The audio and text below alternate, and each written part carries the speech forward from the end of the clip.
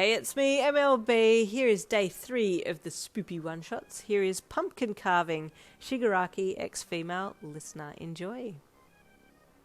Tommy, you sung as you skipped into the room with a giant pumpkin awkwardly tucked under one arm. Don't call me that. Shigaraki growled as you stopped in front of him while he sat on an upturned crate. One heel rested on the seat, with his elbow resting on his raised knee. But why not? You pouted, pulling the pumpkin out and holding it out to him with both hands. Come and help me carve pumpkins, it'll be fun. He reached out and touched the pumpkin with his whole hand, and it just disintegrated like that. Poof. Gone. You stood there, blinking for a second with arms still outstretched, then turned and ran from the room. He sat back and exhaled sharply, expecting to hear you crying in the other room, but in a split second you were back again with another pumpkin. Tommy, you sung again, entering the exact same way that you'd come in the first time. No, he barked. But why? You moaned, dropping to your knees in front of him with the biggest sappy puppy dog eyes you could muster. He tilted his head up a little, looking down at you through the rigid blue-grey fingers of the severed hand across his face. A tingle shot down your spine. You knew what that look meant, and you were all for it. Please? You begged with airy seduction, placing the pumpkin from your lap down onto the floor in front of you. If you played your cards right, you just might be able to get what you want from him while he thinks that he still has the upper hand. It was a game that you loved to play because you played it well, almost too well. I mean, it was a facet of your quirk, so it made sense that you knew how to hone it.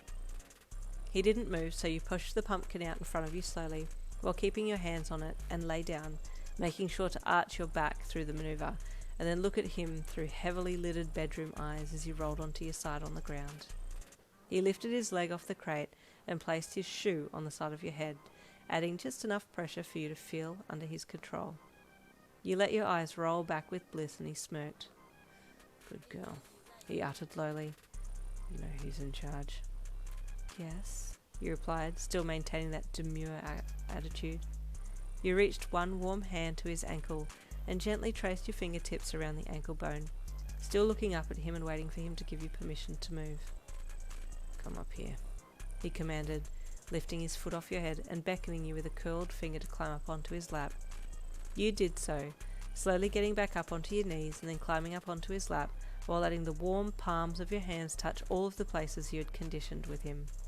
Both palms on his thighs, running up to the join of his hips, and then one on his chest and the other on his collarbone as you sank into him, keeping your head to his chest beside your hand. You could feel his inflated ego surging and you smirked internally. I've got you right where I want you, you thought as you turned your head to kiss his chest, tugging on his shirt a little to expose his skin so that he could feel your warm lips on him. Suddenly his hand slipped up under your jaw and had gripped you firmly, tilting your head up so that he could peer into your eyes with his beady red ones. Be careful what you're doing.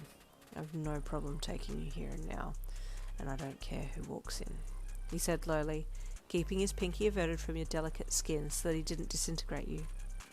What if that's what I want? You whispered with playful airs in your voice as you pushed against his hand a little, fighting the increasing constricted airflow so that you could press your lips delicately to the roughened skin along his neckline.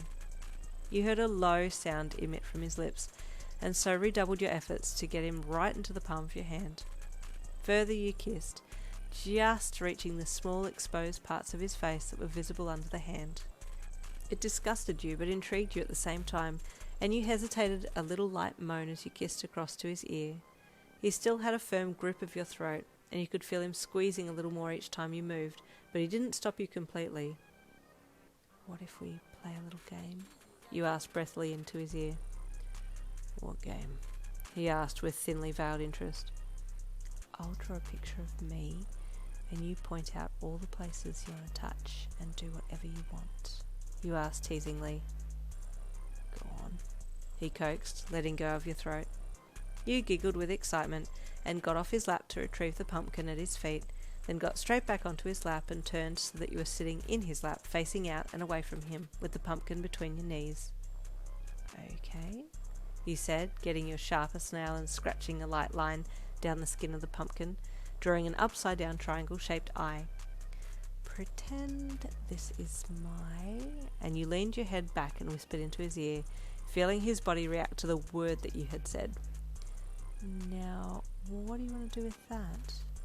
He placed his finger onto the pumpkin and swiped it around a little, detailing lowly to you what he would like to do to that part of your body. You shivered with delight. Now, disintegrate it, you squealed, waiting for him to use his quirk to completely annihilate that section. He did. So you drew another triangular-shaped eye and asked him a slightly different question, but still relating to your anatomy, and again at the end you asked him to disintegrate it. He did, again. Getting him to turn the mouth and nose of the pumpkin face to ash was a little trickier, but you managed to get him to do it, and then you smiled with delight. Look, you said excitedly. We carved a pumpkin together, and it's beautiful! Quick as a whip, you were off his lap and skipping away with your freshly carved pumpkin, singing a random song about being on top of the world. Shigaraki growled a little as you left, slumping his head into his hand. As you left the room, Darby sauntered in through the open door with hands in pockets. You're supposed to be the leader of this group. He sneered at the League of Villains leader, perched on the crate. What's that supposed to mean? Shigaraki snapped defensively, giving Darby a cold stare. You know what it means, Darby replied with a glint in his eye. She's got you wrapped around her little pinky. You'll never have her around yours because you can't even touch anything with that, otherwise it'll disappear, you crusty muppet. At that point, you raced back into the room and jumped between the two boys. Okay, that's enough. Tommy, I just remembered that I need you for something important in my room. Darby huffed through his nose with amusement as you dragged Shigaraki off, dissipating a potentially dangerous fight between the two alpha males. Thank you for helping make the pumpkin, Tommy. I couldn't have done it without you, you said with a little sweet smile up at him as he walked along beside you. Don't call me Tommy. Don't go anywhere else if you need a pumpkin carved. You come to me only. Okay, you replied again, opening your bedroom door to let you both in. It was a little sexy, but there was still a pumpkin being carved, so it wasn't a clickbait. See you tomorrow for yet another Female x Female one-shot.